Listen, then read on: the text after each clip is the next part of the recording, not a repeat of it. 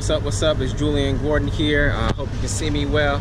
I look good. All right, just checking. All right, good. So I wanted to share this one with you because I see it happening over and over again, where people are literally just focused on the wrong metrics. I mean, you see people out here with these banging websites and no business, right? And so I want to just make a distinction between sexy metrics and successful metrics. That's sexy metrics and successful metrics. So it's sexy to go get this beautiful 5-page website, right, with your headshot and work with me and your product tab and all that stuff. But you know, a lot of people who have those kind of websites don't even have businesses. My accountant, he has this ugly 1-page website and he has a 6-figure business. So that's the distinction between a sexy metric and a successful metric. There's also a lot of people out there who have tons of Facebook fans, Instagram fans, etc., who are out there doing it big on IG, right? But they have no business. They don't have 10 customers, right? And if you're just doing it for that sake, then that's cool. But at least know that that's your intention. Don't be mad that you're not getting customers when you have that big a following. And just because you've attracted that many people doesn't mean that you have a sustainable business, right? So a sexy metric is all your social media metrics that are out there. There are people who have larger social media followings than I do, but aren't making as much revenue as me. What would you prefer, the revenue or the followers, right?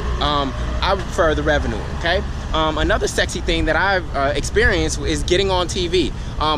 Granted, it's great credibility, it's a great thing to put on your website or whatnot, but at the end of the day, honestly, I haven't seen much growth in my website visits after I've appeared on TV. And I've been on Fox, I've been on CNN, I've been on Huffington Post, I've been on a lot of shows, and honestly, I haven't seen much growth or translation. The only show that I know really does that is Shark Tank and Oprah, right? If you get on those two, you're gonna see a pop on your website. But besides that, I haven't seen much growth. So it's a sexy thing, but it's not necessarily a successful metric. Instead, I'd rather you produce your own show on YouTube, right? Another sexy thing is doing a webinar and getting a lot of people to attend. That's great. I'm glad you delivered some content and information, but if you didn't make an offer and you didn't turn that webinar into an evergreen funnel, then that was a sexy metric as opposed to a successful one. So you really just got to know the difference between what's sexy and what's successful. And usually for every sexy metric out there, if you dig deeper, there is a successful metric that's nearby,